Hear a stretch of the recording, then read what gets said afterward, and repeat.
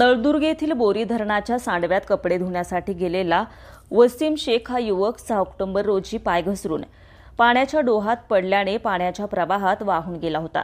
तब्बल 20 तासांनंतर त्याचा मृतदेह पाण्याबाहेर काढण्यात प्रशासनाला यश आले आहे। वसीम शेख हा युवक रविवारी 6 ऑक्टोबर रोजी बोरी धरणाच्या सांडव्यावर कपडे धुण्यासाठी गेला होता। दुपारी 1:30 वाजेच्या सुमारास पाय घसरून तो सांडव्याच्या पाण्यात पडल्याने तो पाण्याच्या प्रवाहात वाहून गेला होता। तो पाण्यात वाहून गेल्याची माहिती समजताच नळदुर्ग शहरातील तरुण आणि मित्रांनी घटनास्थळी धाव घेत त्याचा शोध घेण्यासाठी पाण्यात उतरले। मात्र त्यात अपयश आल्यामुळे शेवटी जिल्हा आपत्ती व्यवस्थापनाच्या पथकाला पाचारण करण्यात आलं।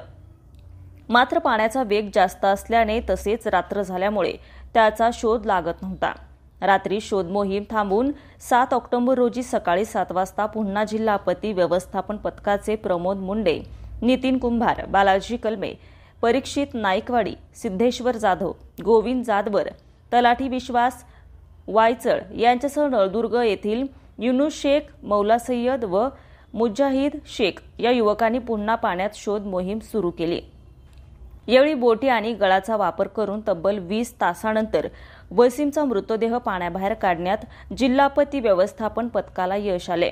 6 ऑक्टोबर रोजी वसीम शेख पाण्यात वाहून गेल्याची माहिती मिळाल्यानंतर नळदुर्ग पोलीस ठाण्याचे पोलीस निरीक्षक राजेंद्र सरोदे यांच्या मार्गदर्शनाखाली पोलीस उपनिरीक्षक ईश्वर नांगरे व पोलीस जमादार खलील शेख यांनी घटनास्थळी थांबून शोध पथकास माहिती देत सहकार्य केले। मयत वसीम शेख याच्यावर येथील खादर बादशाह कब्रस्थानमध्ये 4 वाजेच्या सुमारास दफनविधी करण्यात आली।